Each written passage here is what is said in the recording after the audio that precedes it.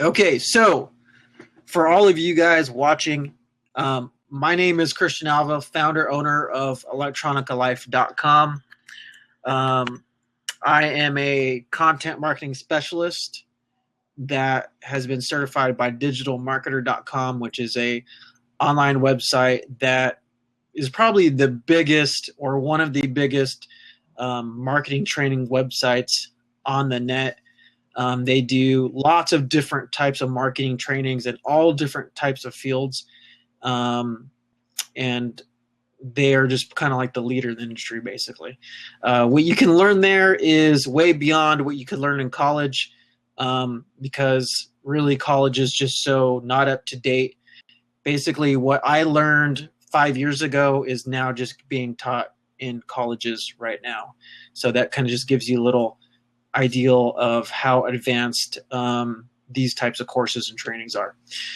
So why we're here today is I wanted to do a blab and give back to the community in the dance music community specifically, and help artists that are up and coming or that are struggling or that maybe they're even way up here already or they're in the middle. It doesn't really matter.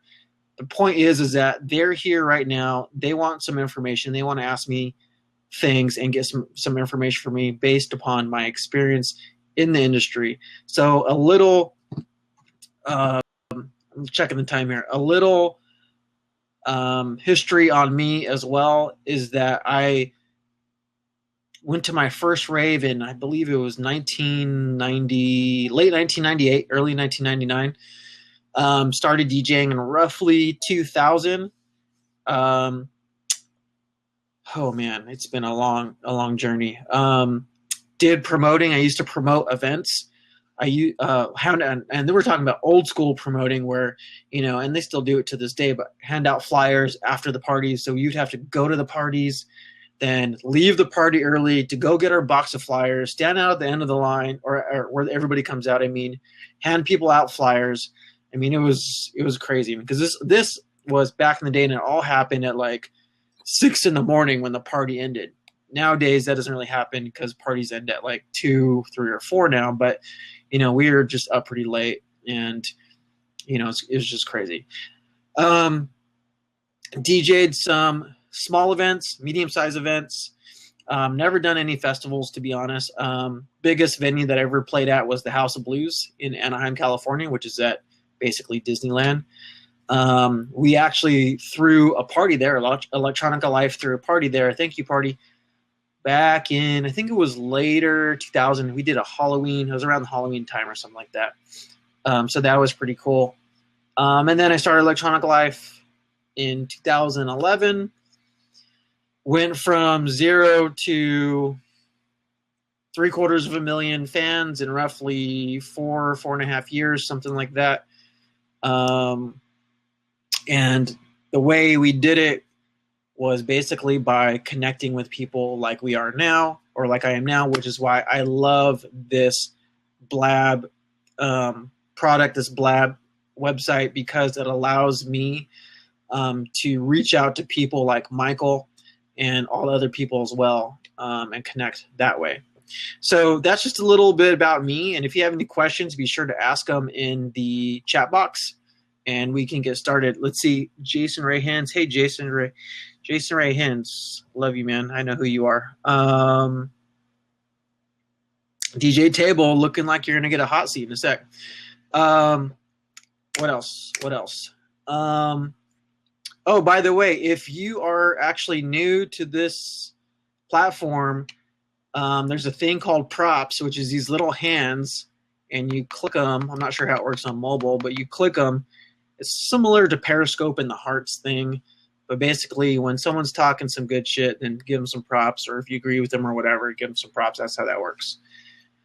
So, anyways, Michael, why don't we get to you? Let's start with you. We're running on time here. Why don't you tell us a little about yourself and then ask away. All right. Well, my DJ name is Mike and Mike. I've been DJing for about 5 years, but usually it was in computer instead of actual turntables because I couldn't afford turntables back then. But now, since I got turntables, I've been DJing on it for about 2 years. And right when I got the turntables, I was offered a job at Princess Cruises, which I'm currently working on as a teen DJ. And done a couple of gigs here and there, but I'm pretty excited for a big gig that's coming up on October 3rd. I'm going to be performing at the House of Blues in Anaheim as well, Oh, sweet. and going to be performing at Avalon Hollywood on October 28th. Oh, nice. So I'm in a group with two of my other friends. We're called Flannel Jockeys, and we're shopping around, putting ourselves out there, trying to get gigs. Try to put our name out there and try to make it big. So Hey, so what are you friends with Eddie? I think his last name's Hopper or something like that. no. Yeah, okay. It's kind of funny because he's he lives I'm assuming you live like in Los Angeles County or Orange County or something like that. I live in Burbank. Burbank, okay, right. So he lives basically in, I'm from Long Beach or Los Angeles, as a lot of people just know Southern California as. And so he he has like I thought you guys were friends because he has a collective too, like people that like kind of like a group, and they might all be different DJs, but they DJ like in a group together. Like if one gets a gig, then like maybe the next month or the next week the other one will play. They act kind of like as a group, as a collective. So I thought that you might be part of his crew basically. But that's cool, man. So what music do you play? Because you just said you DJ. So what kind of music do you play? And you mentioned that you're playing at Avalon and at House of Blues. Are you playing like a main room in anywhere of those, or like the side rooms or VIP rooms, or what are you doing? We're not sure yet. We just got the details about that we're gonna be playing on that day. My partner was telling me that it's the House of Blues, but at the Yost Theater, which I'm not really familiar about because I've never been at the House of Blues. So Mm-hmm. in Avalon, I believe it's just the way how you hustle and the way you promote the event. And the guy who's in charge of it would decide whether we would be on the main stage or in a lobby room or in a different, small stage. So we're not sure yet. Gotcha. So let me, before you ask your question, I want to point something out here for everybody that's watching. What he basically just described was the politics of of anything that has to do with music, really, especially DJing, especially even if you're in a band and all that kind of stuff. And he was saying, like, we're not sure what room we're playing in. It's kind of like all dependent on how well we promote. In other words, how many tickets we sell, how much exposure we get for the event. Then kind of like by whatever date, then the promoter is going to give us, whatever stage it might be.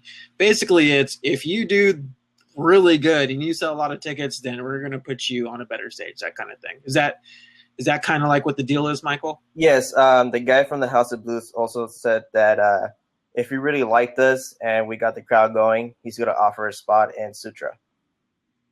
So there we go. So, I mean, just so you guys know, maybe you guys are watching this and you're an artist that hasn't even got a gig yet.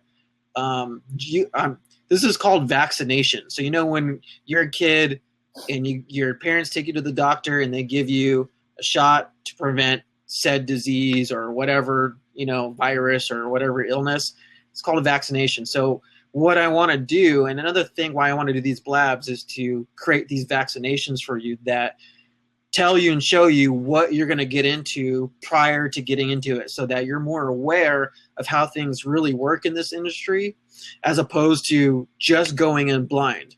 That way you can say, oh yeah, Christian said this, and what happened? This happened, and now I can, I expected it. Now, because I expected it, I know how to deal with it better. So it's another reason why I'm doing these blabs. A lot of great information will come out on these things. And if anybody sees, I think his name is Jaron. Yeah, Jaron Ray Hins. Make sure you follow that guy. That guy is he's in the industry as far as like I don't really know exactly how much in the industry is, although I do know he's in the software side of the industry and platform side of the industry where they do a lot of music distribution type stuff. So go check him out. Yeah, justgo.com. So, all right. So, Michael, what are your questions? You got about 15 minutes, and then we got to move on to the next person. So go for it. My first question, my partners wanted to know is about promoting ourselves. What is a better way to promote ourselves? Where should we promote ourselves, basically, and how should we, basically tell them, oh, we're very, very interested, and just the perfect way just to promote ourselves in order to get a gig at a certain venue or, at a different city or in our location and stuff like that. Well, so let's kind of get clear and precise, and then I can give you a better answer. So, really, you need to tell me what is your focus right now. You guys are basically from Los Angeles. Are you trying to get more gigs here first? Are you thinking more nationwide? And then also, are you talking about how to promote yourself offline or online? So right now it's going to be locally. So my partner was even trying to promote ourselves in other cities like San Diego and San Francisco. So, we're just trying to find a way how we can promote ourselves better. Okay, perfect. Yeah. Well, I mean, a lot of people, especially producers that aren't trying to get gigs as a DJ, they're always, a lot of them, they're just very go-getter and excited. And they think that, oh, I'm going to produce this track and then, it's going to be a hit track or it's going to be a good track because I got 10,000 plays on SoundCloud in a week or whatever, or this website reposted, my SoundCloud thing or posted on their website. And all of a sudden they kind of get this big head and then they think like, oh, well, should I start getting managers or some PR reps or whatever's? And they kind of like start going way too far ahead of themselves. And a lot of people don't understand that this is a long road and you need to really look towards the future. You need to be in now, don't get me wrong, but you also need to look towards the future and what's realistically happening. And a lot of that really stems from starting local and becoming a known artist in your local area first. And that way, then you can actually gain traction faster to start getting, gigs in other places outside your city, and then across the nation, and then eventually into other countries as you get more well known. So to answer your question, definitely need to start locally. And what I would do is offline is a very tedious but also important strategy to use as far as promotion. Being that we're online right now and being that I love online strategies, I believe that online is the way to go before offline. What I would do, I mean, for example, what are you guys doing right now online that you qualify as promotion? Are you talking about like you're on Facebook or Twitter, or what are you guys doing? And you guys just posting flyers in groups somewhere? What are you guys doing? We've been posting some tracks that we have been doing on SoundCloud, Mixcloud, and I believe we've been submitting our tracks to Spinning Records to see if we will be lucky enough to get signed by Spinning Records. And just basically putting ourselves on Instagram, Facebook, Snapchat. But it's just basically within our friends, and we want to know how we can get it out there. And I know it's asking our friends to spread us out at the same time, but most of the time it doesn't go as planned as as you wanted. So it's just kind of hard to get it out locally, publicly, with people you don't know. Right, right. So I've done a training on this. And if you guys remind me, what I want you guys to do is hit me up. If I don't give you the link today, or if you don't get there somehow today, remind me and I'll send you the link. That way you can get the full training of like basically a little bit of what I'm about to show you. So I never see anybody do this on Blab yet. I might be the first, I might be the last, who freaking knows, but we're gonna try and do a whiteboard right here. I don't know how well this is gonna work. But you know what? I'm gonna die trying, man. Okay. So Michael, what you want to do is you don't I forget, I don't know how many group members are in your group or your collective or whatever, but the one cool thing about a group is that when you guys all concentrate energy together, that you can create more of a result faster.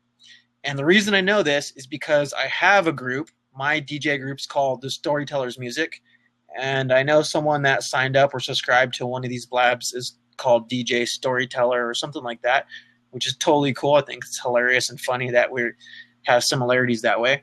But when I was in this group, it was me and then 2 other DJs, and then we had a live saxophone player.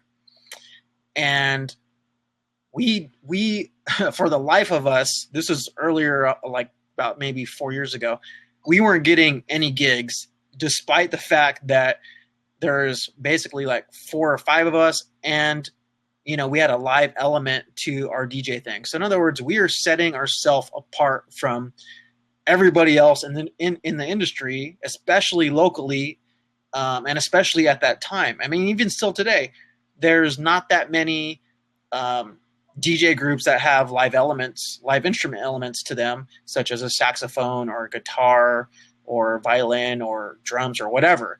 There's just not that many of them. Yes, they do exist. And yes, there are a lot of like really professional artists out there. When I say professional, I'm talking about people that actually have managers and all that kind of stuff. Those ones do exist. But separating yourself from the pack is going to be like one of the big keys to your success. The other one is coming together as a collective energy. And when we, as a group, finally came together and we had meetings, we put down in these meetings like what our goals were for like every month. Okay, we want to get a big gig this month and like one small one. And what we did was we started out with the small shows, and we started doing art shows, because our sound, we were playing at the time, we were playing house music, and we're talking about like deep tropical house music. We're not talking about commercial house or that kind of crap. We were doing that, and so we had a more eclectic sound. We got booked for a lot of art shows. Our saxophone player had an in to people doing art shows and all this kind of stuff. And so we started doing like these big art shows, and people started coming up to us and they're like, hey, this is cool. I really like this. We want to book you for this. We want to book you for this, blah, blah, blah, blah, blah. And yeah, maybe some of the bookings were not like club gigs or whatever, but on the other hand, and this is really important because this is one of the things I struggled with when I was getting started and kind of like getting and figuring all this out, was that we didn't get paid for a lot of the club gigs. And Michael, you might not be getting paid for Avalon or for House of Blues. You might be getting paid a commission for how many tickets you sell or something like that. But that's not really the same as getting paid as just being an artist. Basically, you're being paid as a promoter and giving the privilege to play based on how many tickets you sell. That's basically what that is. So we would get these people coming up to us and say, hey, we want to book you for this. And they'd say, hey, we'll give you like $300 for everybody, which is still not that much. But at the time, when you're not making shit, it's fucking a lot more than not making anything. And on top of that, these people that were paying us were actually way cooler than the promoters at clubs, because they wanted us there more than the promoters at these clubs wanted us there. Because the promoters at clubs, they just wanted us there for their ulterior motives and stuff like that. But anyways, that was cool. We got money. Let me try to put this right. The other thing, this is so difficult to do because it's backwards. And I'm sorry if this is backwards. I can't, the freaking camera is backwards. It's hilarious. But you get the point. So then what happened was, because we started getting gigs like this that were paying money, and we were just getting gigs in general, we started becoming really excited. And when you get excited, this actually creates momentum. Okay. Jesus, I need a better plan for this. Sorry about that. This is so damn difficult. There we go. That's better. Aha. Okay. So it creates momentum, and that momentum then gets everybody excited. And that's why I'm saying, when you have a group, Michael, when you have a group, it's, depending on how many people are in a group, think of it as times 2 or 3 or 4, depending on how many people are in a group. Because now it's all this energy coming together, and everybody's like, yeah, we got this gig that paid us $300. Sweet, let's keep pushing. And then when you go to other promoters and such, like at clubs or whatever, you walk up to them with a whole nother attitude, and you walk up to them with like this big, smiley face, like, hey, we're, the Storytellers Music or whatever your group name is, and, blah, blah, blah, blah, blah. And this might be talking to the promoter at an event or at their club or at their office or whatever. But the point is that you're excited. So that is one cool, for all you artists out there that are in a group or not a group, momentum is what really starts kind of getting you the traction to start getting bigger and better gigs and actually start boosting and taking your career to the next level. So one of the things, so let's talk about offline before I go online, Michael, is that offline, and I'm pretty sure you guys are already doing this, but definitely whatever clubs you want to be playing at, you need to go this, and this is, I know this because this is not anything new at all that I've learned, and this is definitely what I learned like 10 years ago when I was actively DJing in LA. But it was about going to the events that you want to play at.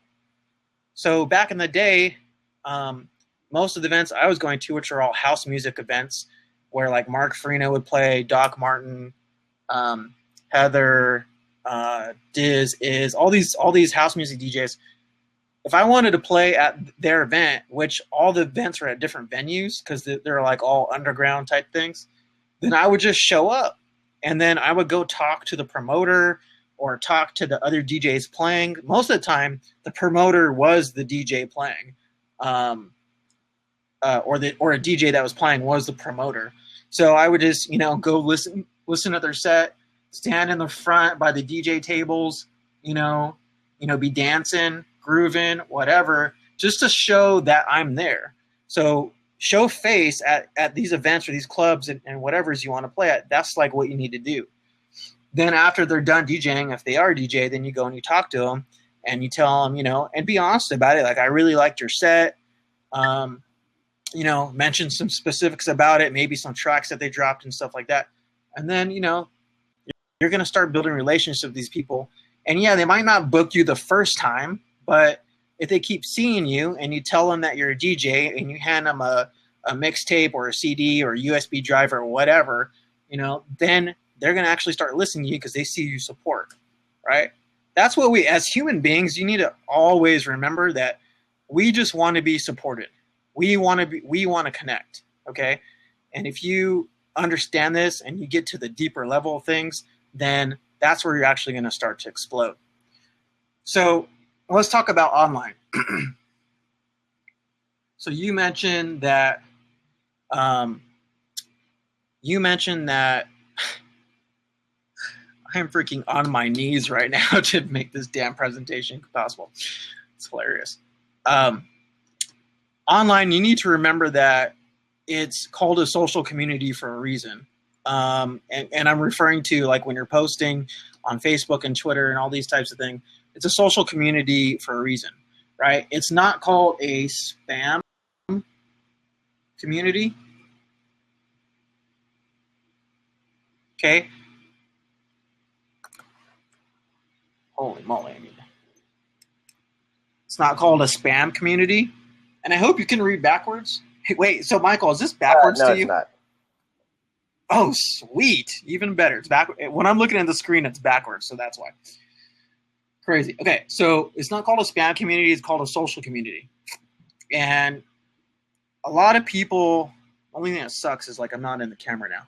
Maybe it's right here. Okay, so a lot of people tend to think that they can just come online and all the rules of, I guess, moral obligation or morality or just, self reason, street smarts, all that kind of stuff, just goes out the door. And they think like, oh, well, there's an abundance of people and they're all here on Facebook. They're all here on Facebook. Because it's so easy, let me just take my flyer, my music, whatever, and just like post it all to their walls. Or maybe it's a Facebook group. I'm going to post in this Facebook group, and this Facebook group has, 20K people. And when I post in this group, everybody's going to see it, and everybody's going to love it, and everybody's going to respond, and it's going to make me a big superstar DJ or whatever. And Michael, have you ever tried that before? No, I have not. Has anybody in your group ever tried it before? We just created a page on Facebook, so we're planning to work on, getting our friends on that page and share the page everywhere when we perform at gigs. Okay, have you seen people do this before? No, I have not. You never seen people like go? Are you in any of the groups on Facebook? Are you on Facebook? Yes.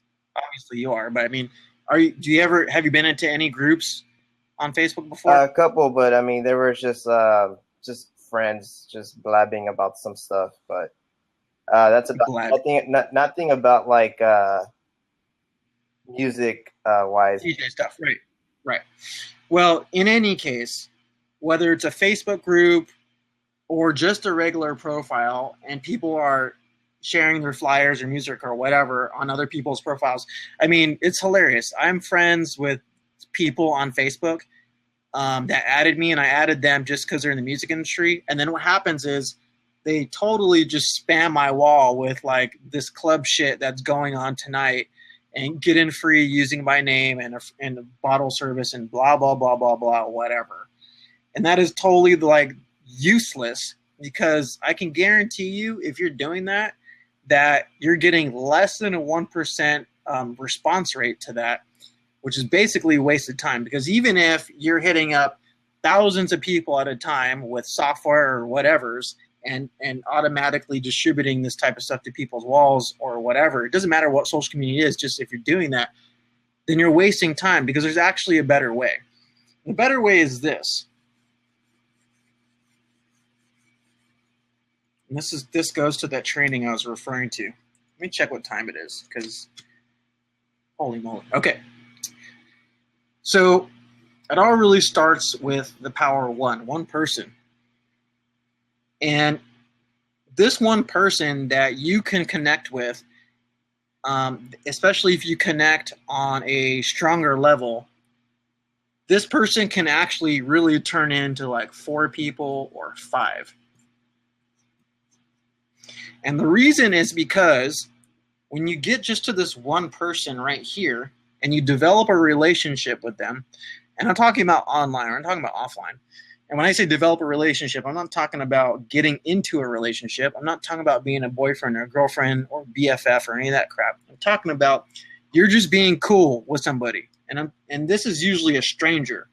Because if you can meet a stranger and become cool with them, and develop a relationship with them where you don't have to talk all the time, but just enough, and just to the point where this person says, or even thinks like, oh, that guy named Michael, he's pretty cool.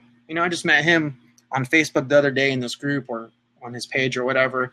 I really like what he's doing. And let's just say he lives locally to you, right? and you guys are cool and you guys talk and blah, blah, blah, blah, blah, whatever. And most of the time, it's not, you have to remember something. Don't make this about you. People will make this about you. You don't need to make it about you. It's a really very important idea. What I mean by that is, when you meet somebody online, don't be like, oh, here's my music, check me out, blah, blah, blah, blah, blah. In fact, what you should be doing is coming to them with value first, or just being cool, just saying, hey, what's up? A lot of people, like, they go into these Facebook groups because they are a target audience. In other words, they are other DJs, or they are people that like some type of dance music, or they're an EDM group, or they go to EDC or whatever. So they automatically think like, oh, this person's going to love my music because they like dance music too. And I'm a DJ and they go to EDC, whatever. So not the case. However, if you go into these groups and you find these people that go to EDC, just go talk to them and just say, hey, I see that you like EDC. Which one was your first one? So when you start stuff off like that, that's a whole different thing than coming at them with your music first, right?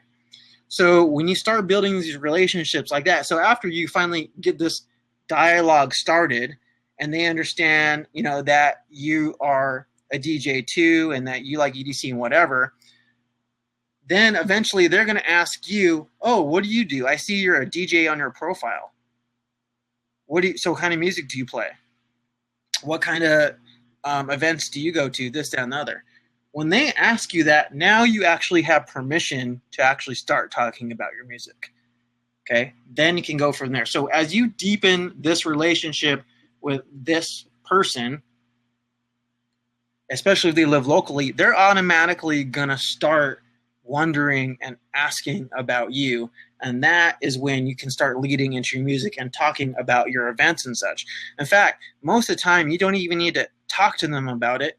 They'll just ask you. They'll just say, hey, I saw that you posted this flyer for this event. You're playing at Avalon. I saw that you're playing there on Saturday. I'd like to come out to your show. Can you put me on the guest list, or is there a discount list, or can you give me some more info? And you're like, yeah, no problem, sure.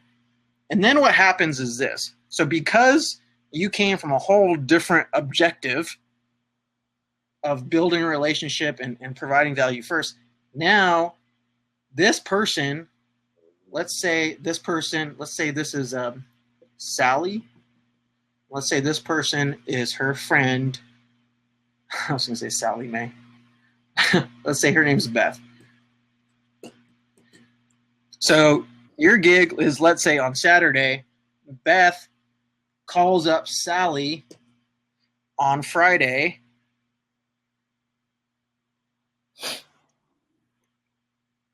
Oh my gosh, this is so damn difficult sometimes. There we go. Wait, and then I'm not in. Okay, little. Hold on. Okay, so Beth calls Sally on Friday and it says, what are you doing tomorrow night? Oh, I'm going to go see Michael at Avalon. Right? Beth's like, who the hell is Michael? Michael is this cool guy I met on Facebook. He's a DJ. He plays XYZ genre. I never been to any one of his shows, but he's a really cool guy. He put me on the guest list. So I'm going to go check him out. I'm going to go support, local talent, yada, yada, yada. So Beth says, cool. I want to go. I'm in. I'm going to bring my other 2 girlfriends, yada, yada, yada. So this is what I'm saying. One person can really turn into 4. Now, these other people might not, be your loyal fans, but hey, now, as we were talking about the politics before, now these are 3 extra people coming to your show, which is making you look good, which you never had before, only because you built the relationship with this one. Okay? So now as you multiply, you take this to the next level, and you start building a relationship with just one person, and being that you're in a group, Michael, you guys can do this exponentially. Now you're connecting way better, way faster, and having more people come. And I know you probably actually have this going on right now with some of your friends and stuff, but start focusing on strangers online. Just try it. Just go into Facebook group, go find people on Facebook or Twitter or whatever, and just start connecting with them like I told you. And then I'm not saying it's going to happen right away. If you think anything is going to happen right away overnight, then basically you got another thing coming. This does take time. However, this actually pays off down the road, and sometimes more quickly than not. And a lot of times too, people won't even tell you that they're coming to their show. They just show up. I've had so many people in the past from Facebook or different social communities show up to my show. I didn't even know. And then the next day they're like, hey dude, you really rocked it on the decks last night, blah, blah, blah, blah, blah, blah. And I was like, you were there? They're like, yeah. I'm like, well, why don't you come say hi after I got done? They're like, oh, well, I'm like the shy type and yada, yada, yada, this, that, and other. Okay. So always remember that this is the better investment to go, as opposed to just trying to spam other people's stuff. Or, use, again, spam people's stuff, trying to, put your flyer out there, not building any relationships, anything like that.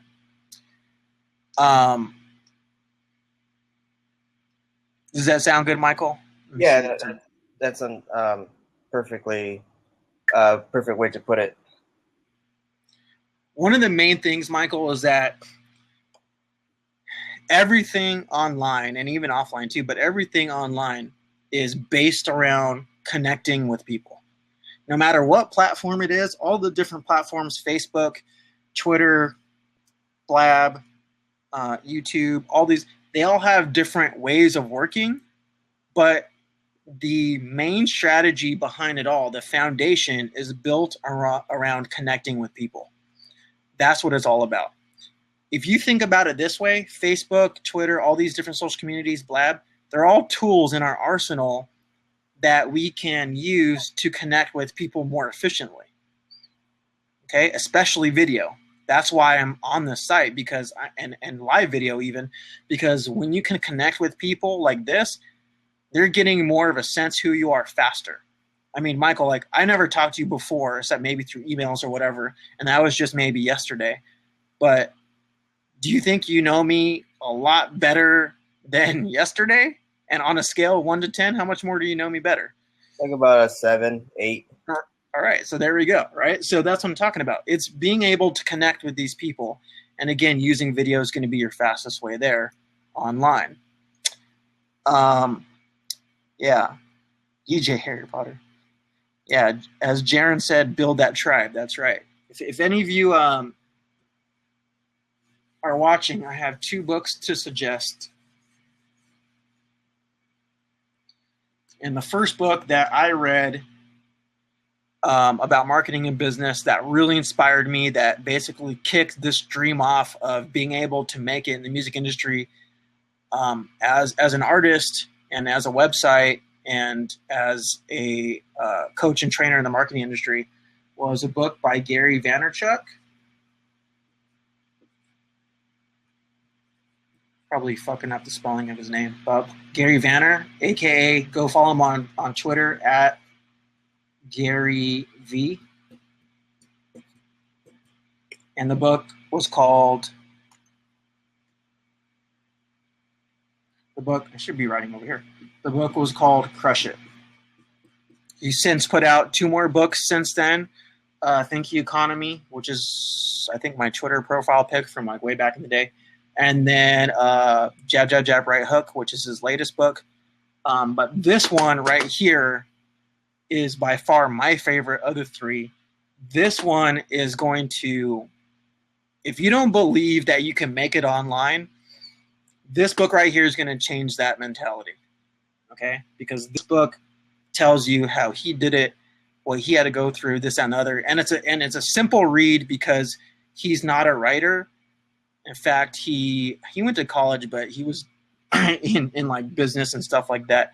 He didn't, he was not in the writing arts or English arts or any of that kind of crap. In fact, I think the way he wrote this book was, or any of his books, was he just sat there and talked and someone wrote what he wanted down. I don't think he sat there and typed it out himself because I don't think he has time for that. I don't think he can. I think he has like ADD or something like that. His attention to doing that would be like not there. So, anyways, go pick up this book. This book's really good. And then Jaron was talking about tribes, so I also read. You might want to read too. Seth Godin, Godin. Seth Godin's Tribes. I think it's called Tribes. Which talks about creating a tribe of people, and we're not talking like, Indian tribe or anything like that, but just reflects back on a group of people that are basically in the group, in the tribe, for all the same reasons you are.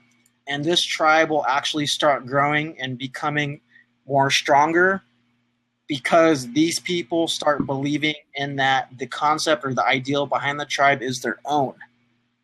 So this is very similar to raving fan bases of artists, the people that create the totems for events or for their favorite DJ or whatever, or they're like kind of like groupies. Like they totally believe in that artist and what they mean.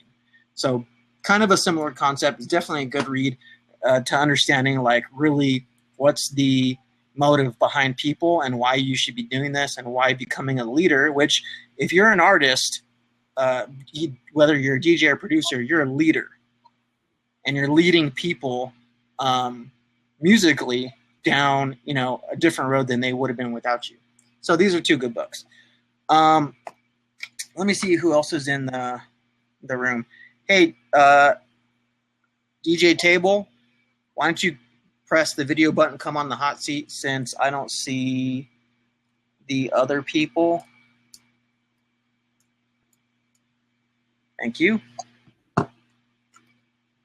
And Michael, if you have some other questions, we have time. We'll get back to some more. Okay. Okay, no problem. Thank you. You're welcome. I like DJ Table's icon. That's cool. Hopefully DJ Table has a... Hey, what's up, brother? How you doing? Doing well. Can you guys hear me? Yeah, you're a little shaky. Are you on a cell phone or computer or what? I'm on a desktop, but I'm in China. Oh, wow. Internet's Crazy. Kind of crazy here. Yeah. Okay, well, let's do our best. So why don't you introduce yourself, and then we'll go from there. All right. What's up? My name is Jerry. My DJ name is Table 18.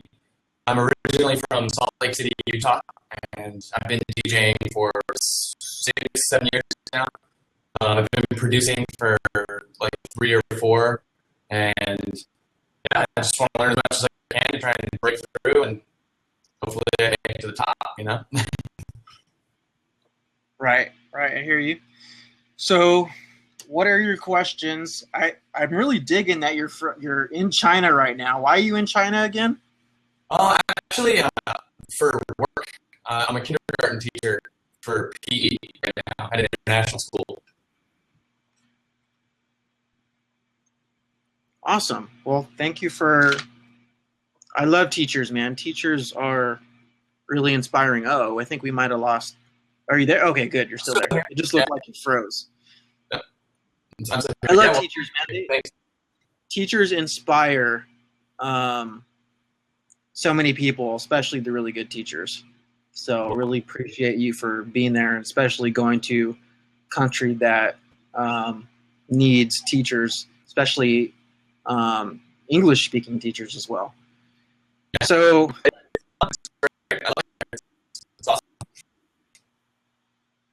you're breaking up a little, Mr. DJ Table, but let's see if we can hang in there and see if we can hear your questions. So go ahead and shoot some questions. So I don't why I like to take trans everything.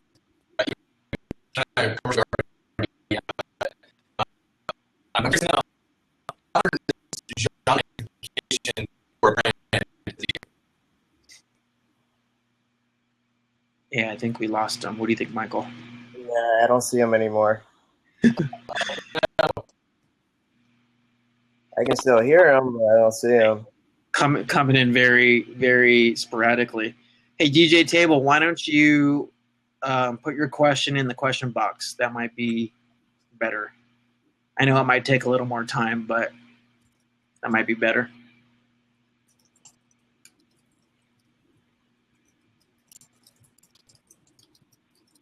Actually, don't see him online anymore. You got it. No. Can you guys hear me? Yeah, we can hear you. If you have any windows open, close all your other windows or anything that might be taking up bandwidth, because. Okay. One second.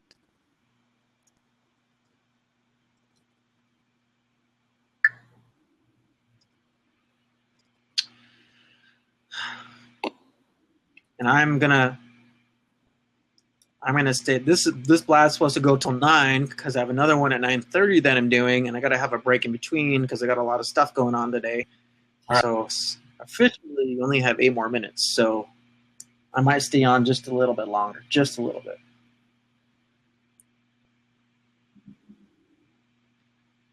All right, let's see if this video comes back up.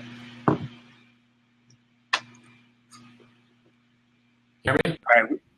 Yeah, we can see you. We can hear you. It's a little sketchy, but let's try it one more time. Okay. All right. Let's see.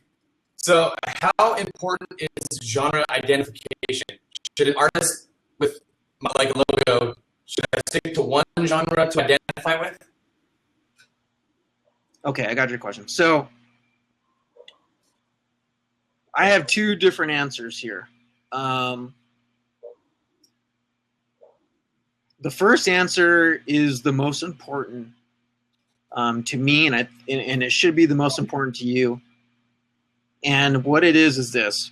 I heard you say, I heard this tail end of the question, which was, I produce all these different types of genres within dance music. And I think you're talking about, should you be identifying separately? And if you are identifying separately, should they have their own brand associated with them?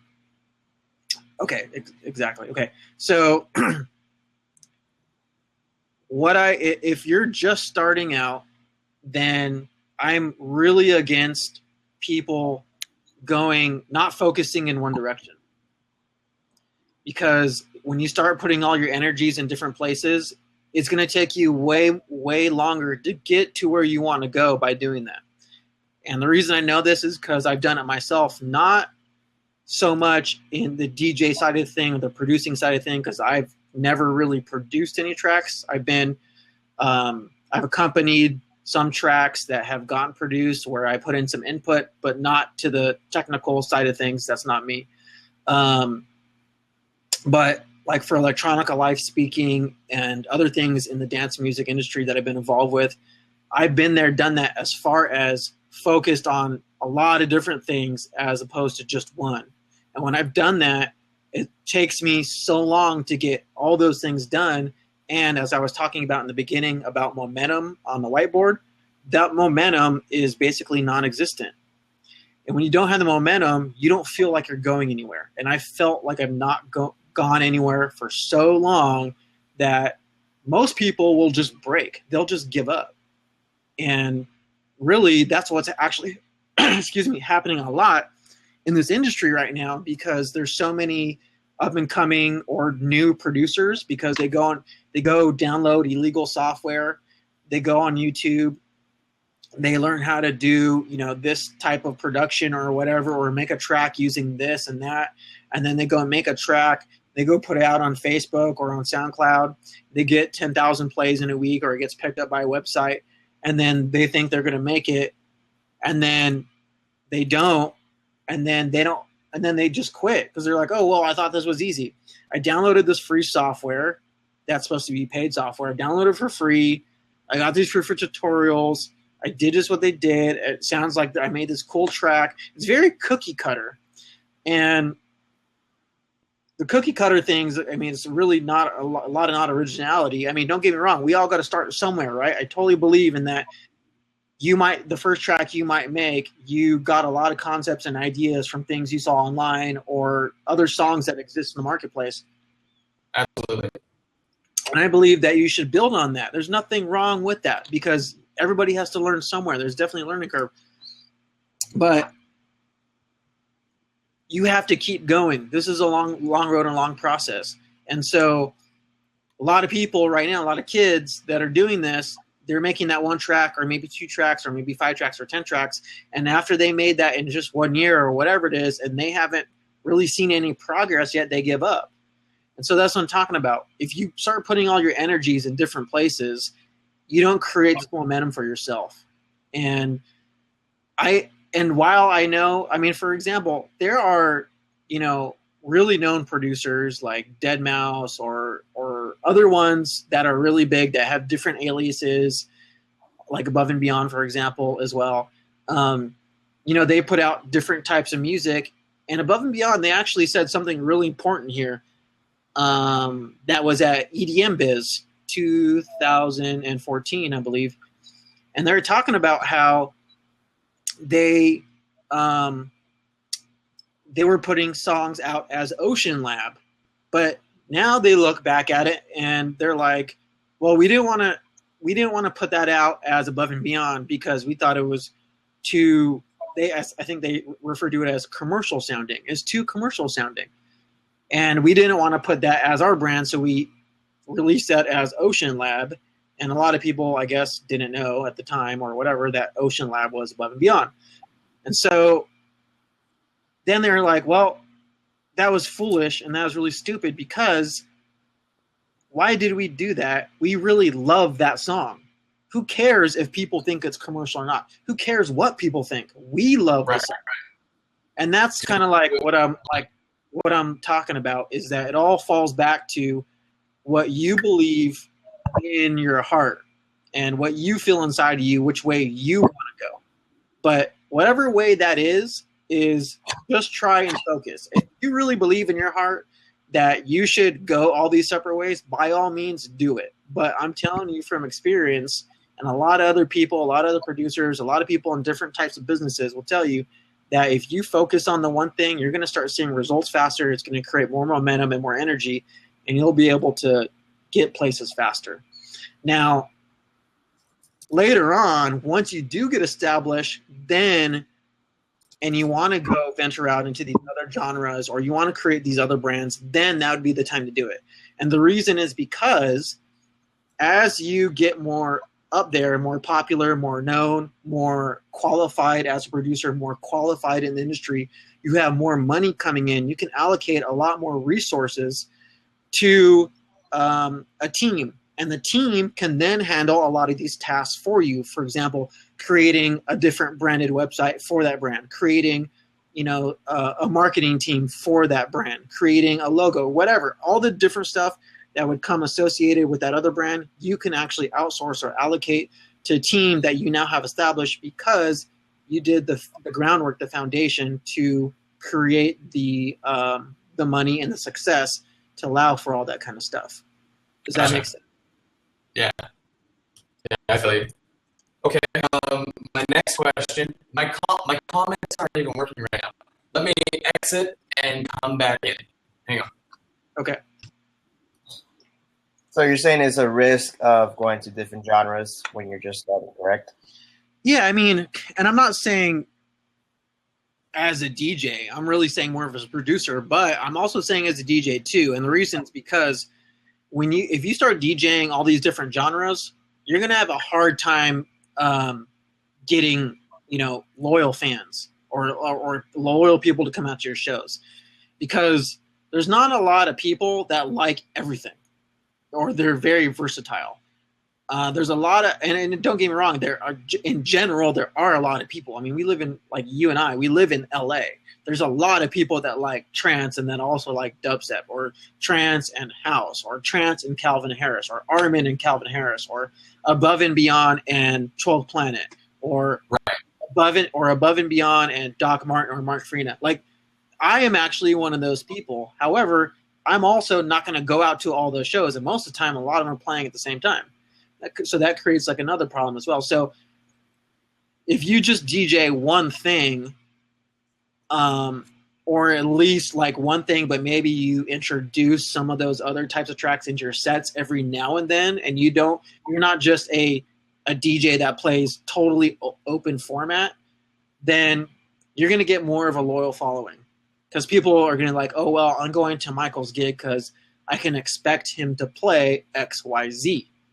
And then if you have these people that show up and you're a house DJ, for example, and you start playing dubstep, they might like one or two of the songs, but they're not going to like all of them because that's not what they came there for.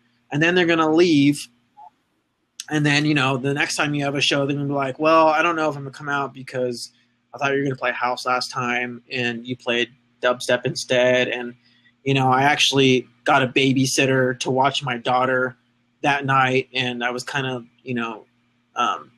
let down on that. I was kind of disappointed that I hired this babysitter because thought I was going out to have a fun whole night watching you play house, but you played dubstep, and I left 30 minutes after you started playing, to be honest. And that's really like what a lot of people don't understand. See, artists are so just me. All they think about is them. Okay? If you actually get yourself outside of that mentality and you start thinking about, well, what are my people, what are my friends, my fans coming to see? What are they giving up? And I've talked about this in other trainings and stuff too, is that they're not, a lot of people think like the common currency right now is actually a dollar bill or some type of money, but that's not what the new currency is. The new currency is attention. People pay with attention. So if you start understanding that and you understand how much their time is really worth, their time is not worth the $20 that they paid to get in to see you or the $10 on the guest list. That's not what their time is worth. Their time is worth like a million times more than that. They're giving up a lot of other opportunities to come see you play. Right. So I hope that makes sense. So that's what I'm saying. If you do this cross genre thing, if that's really trust and consistency, right? Yeah, consistency. Yeah, and that's another thing. One of our traits as humans is consistency or habits. We're habitual people, right? We get up every morning and we do this. We go to work and then we do this, or we come home and then we go to the gym. We're creatures of habit. Right. So yeah. Okay. So what's your other question? What's the best? Yeah. Well, what's the best way to go about getting your productions in the hands of the DJs? Now, are we talking about like as far as at record labels, or are we talking about DJs like at shows? No, I mean, like, let's say I want to try and get Mac J to support my new commercial electro house banger. Like, what's the best way to go about getting your music heard in the right places? Okay. So I wish I could share my screen with you. By the way, guys, I got 6 more minutes and I got to go. Yours. So this will probably be the last question.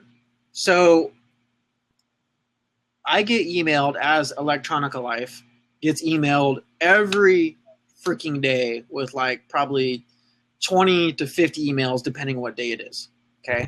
And none of these emails have I ever wanted or ever been warranted, have ever been like, oh, email me, that type of thing. These are all basically soliciting emails from people I don't even know, PR companies I don't even know, managers, artists, big or small, I don't even know. And they're like, hey, this is our new track coming out. You're going to love it, blah, blah, blah, blah, blah.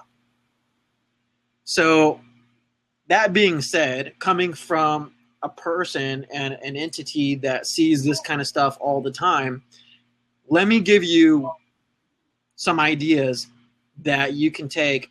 And I'm not gonna say, this is gonna work for sure, because everybody operates differently, but this is definitely better than basically cold emailing or just hitting up people looking for promo or looking for them to listen to your track. So as we were talking about earlier in this live, it's all about really separating yourself from the crowd and being different from everybody else, whether that's musically or marketing wise or in any other facet. That's what you want to do. You need to stand out from the crowd in all ways that you can. So let's just start by, how are you going to actually send either the physical item, whether that's a digital, and when I say physical, I actually kind of mean digital too, like through digital space, through an email or whatever.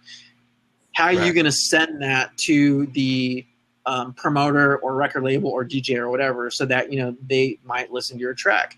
So if you're going to email a record label or any of those types of people, then what you need to do is really stand out in your email.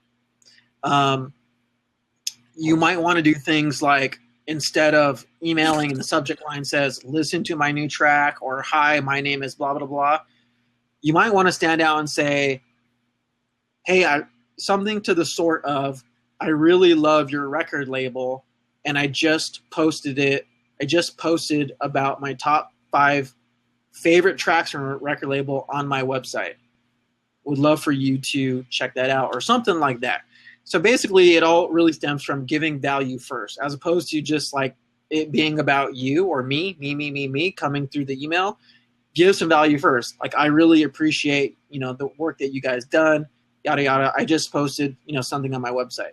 Now, a lot of people might be thinking like, well, that's not very special, you know, you posting on their website. However, key thing here is how many people, and let me ask you, Michael and DJ Table, do you guys actually have websites, like real websites? Like, it's your DJ name, or even if it's your DJ group, your DJ name, you know, .com. Do either of you have that?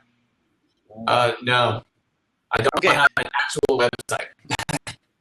Okay, so that's actually like a pretty big problem, and the reason is because a lot of people, just like you guys, don't have websites. And so if someone were to email me and say, hey, I really like what you're doing, I just posted your website, or I did an article on your website about my top 5 favorite things about you or whatever, check it out on my website, and I see that their website is, you know, djtable.com or whatever it is, right away in my head, coming from the industry and the industry knowledge and industry side that I'm from, I already know that you're way more professional and way more committed being the key word here, to your craft, because you're more serious about it.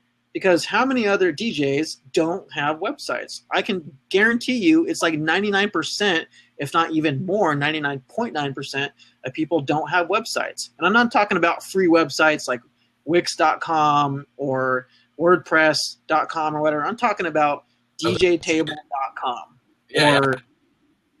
or MichaelDJ.com or whatever, you know, something like that. So these little subtle things, they may not seem like big ideas or big things, but they are, because people in the industry really know what it takes to, you know, be a professional in the industry. And some of you might be watching this, might be thinking like, well, I don't have the money to make a website. It costs a lot of money, or it's too hard. Well, let me really break that down to you right now. It is not expensive, and it is not hard. And even if it was, if you're not serious about your craft, then you won't be serious about getting a website. Right. So let's just say a website did cost $1,000, okay, for everything, and it took a month to build. Are you going to do it or not? It's a necessity. It's something that you need. Are you going to do it or not? It's like having a car. Right. You can't really be a DJ without a car. You have to get depend on your best friend, because he might die tomorrow, or he might go in the hospital, or he might forget and sleep in or whatever. It's all onto you. It's your responsibility. So that being said, you can get a website, and I'm talking, you know, like cheap, going like cheaper on the lower scale things, probably for under $100. Okay. And you can basically get it built. I mean, if you didn't know anything, in maybe like a week to 2 weeks. If you know how to email, okay, if you know how to email, and a lot of us are technological because of how old we are and all those types of things, then you can build a website pretty quickly. I mean, Again, YouTube tutorials, there's tons of things. Really, it's all based upon like what options you want. Do I want, how much do you want to pay? Again, you could build a website by yourself for under $100 and probably really for under like 50, depending on how, how cheap or how expensive you want to go with the different options. But it's affordable. That's my point. So basically, to answer your question, it's you need to stand out from everybody else and provide value first.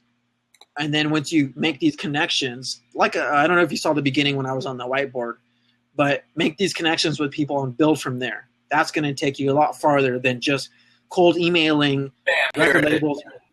Yeah, cold emailing record labels and then never hearing back. What is the damn point? You just wasted all this time. So, I mean, for example, if someone emailed us and said, we really love you. A lot of people, let me tell you something. A lot of people do email me or email us and say, we really like your site. And then you know what the next thing is? Now check out my blah, blah, blah, blah, blah, blah. If one person, I don't care if they're a big DJ or a small DJ, and if they're even a crappy DJ or a crappy producer, I don't care. If they came to us and said, I really like what you guys are doing. I just posted the top 5 things I like about your website or about your Facebook page on my website. Go check it out. Would love to know what you think. I would just give them a shot. I don't fucking care how crappy they are or how good they are. I would give them a shot because no one else has done that. So do you see what I'm saying? A lot of people, like, it's reciprocity. It's like, if I give to you, the natural thing's like, I want to give back. Okay. And a lot of record labels are really cool people. I met a lot of them at EDM Biz. They're really cool people. They're not, a lot of them are not jerks or assholes or anything like that. And to give you guys some more insight, the top guys at the record labels are not the ones listening to, the demos or the tracks that are coming in. They basically have all these filters set in place so that if you submit your track, more than likely there's an intern at the bottom of the chain or the bottom of the pole that listens to it first, and he's the one that decides if it can even get up to the chain, and eventually it'll get to the higher ups where they say, oh, well, yeah, this one rocks. We should definitely take a listen and then, start deciding on that. The other thing is, guys, is that there is so much music being submitted to all these record labels and all these promoters every freaking day. It's unreal. And it's your job to stand out from the crowd. In fact, I would not even, at this point, email anybody any music.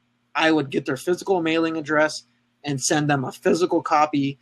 If you really want to make a difference and show them how dedicated of an artist you are and how much history you know about dance music, go and you're producing an original track, go press it to vinyl. Go get I forget what the sample one's called. I think they're called plates, or I forget what they're called.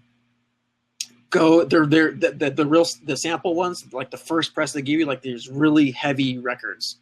If that's how they still do them, they're really heavy. And then once you okay those records, then that's when they actually go to real print, and then they become really thinner. I forget what they're called.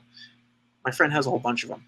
I don't have any personally, but they're called like plates, or I don't remember. But anyways, send them a record. Send a vinyl. It's going to cost you money. Don't get me wrong. But again, if you're serious about your craft, you'll do it. Go press a record. Get a whole, how many ever you need to send to the different record labels, and then send them off. And when that comes, I guarantee you, they're not getting any records in the mail right now. Any. So that'll just stand out right there. Boom. Record. Now, some people might be saying, well, that's going to cost a lot of money. Look at this. I'm over my time limit. I got to go pretty soon. A lot of people might say, that's going to cost a lot of money to do that. Yes, it is. However, isn't it also going to be cost effective because now you're standing out from the crowd? They're actually listening to your track as opposed to emailing 5,000 or 500 or 50 record labels and wasting all that time. How much is your time worth? That's really what it boils down to. If it takes you 5 hours to email all these, and here's the thing, if you are going to email, don't get everybody's email address, blind copy everybody, have the same damn thing. That's stupid. That's stupid, and it's not going to work. Again, if you're going to email, you got to be individual. Every individual email, individual subject line, individual message, personal message in the body if you're going to do that. So, and again, if you're going to do that, how long is it going to take you? If you're doing 50 labels, that could probably take you, let's say 50 times an hour, 50 hours. Let's just be generous and say divide that by 2. It's going to take you 25 hours. 25 hours to email personal messages to 50 record labels. Take how much you think your time is worth. And if you don't know how much your time is worth, if you have a job and they pay you hourly or whatever it is, go by that. If you make $15 an hour, $10 an hour, times 25 hours by that amount. Let's just say it's 25 hours, you're making $10 an hour. That's $250. I'm not really sure how much record pressing costs at this point, but even if it costs $500, I would go spend the $500 rather than the $250 in personal time to actually stand out from the crowd and then send it in the mail. And it'll cost you more for mail and all that kind of stuff. What's that? I agree with you. Yeah, absolutely. I've spent countless hours like sending a demo to A&Rs and record labels and that stuff. And yep. And how many responses? And how many responses have you gotten? I've gotten one DJ actually that contacted me. Excuse me. One DJ has actually gotten back to me. And do you think your return on investment is worth it? So far now, and I don't know if it's just because the quality of my music sucks or it just goes unnoticed, but I mean, I graduated from Dubspot University. I like to think that I kind of know what I'm doing, you know? Right. Well, let me put it to you this way, and I'm gonna end this blab on this note that whatever you are doing, even if you think it's wrong, at least you're doing something. Because there's a lot of artists out there that aren't doing shit. They think that everything's just gonna come to them magically, and that they're gonna get their one track heard, and they didn't put that much effort into it. Like they're thinking like the magic bullet scenario or syndrome, or they're thinking the lucky lotto syndrome, that it's just all gonna happen magically. And those are the people, and don't get me wrong, we're talking like 1 out of a million that does happen, but majority of the people, that is not going to happen. And I don't know about you, but I don't play and I don't work on those types of mentalities. I'm hustling every day. I'm doing these blabs because I'm hustling every day to do what I want to do to get to where I want to be. Electronic Life did not go from 0 to 750,000 people in about 4 years because I sat on my ass and did nothing or watched TV. And here's one key point that's going to be, I hope you guys really take to heart. When you start hustling and you start making it, other people see you, whether they're your friends, family, or other people in the industry, other businesses, other entities, and then they start reaching out to you. They want to connect with you. They want to work with you. They want to help you because they see that you're hustling and that you have success and that you have momentum. Mm-hmm. And as you get more to the top, it becomes more exponential. Because when I started Electronic Life, it was grinding every day. I was doing blog posts. I was working Facebook. I was working Twitter. I had a couple people helping me, to be honest. But maybe after about 6 months to a year, they're all both gone. There's 2 other people. And I was by myself for a good 2 years. I was the only one doing everything. I was creating the website. I was working on the website. I was editing the website. I was maintaining the Facebook page. I pretty much let Twitter go because I couldn't just handle it all. And that's another thing. Again, focus your energies. All the social media. It's so hard. Yeah, it's definitely a task. So again, I was grinding. And what happens is you get these little steps, like these little bits of success.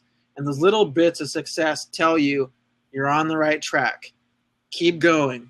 And if you keep going, then eventually you kind of like, think about it as like a graph. You're going like this, slowly. So we were doing that. We were going like this, slowly.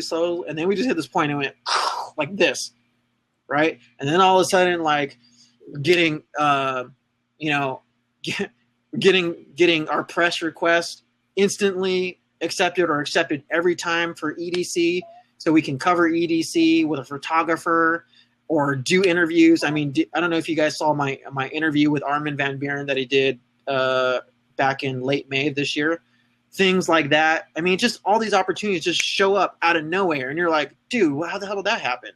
It happened because you're hustling every day and you're seeing these little bits of success, and then all these people want to be part of your success. Okay, that's what really I want to do. So, all right, guys, I'm over my time. I love you guys.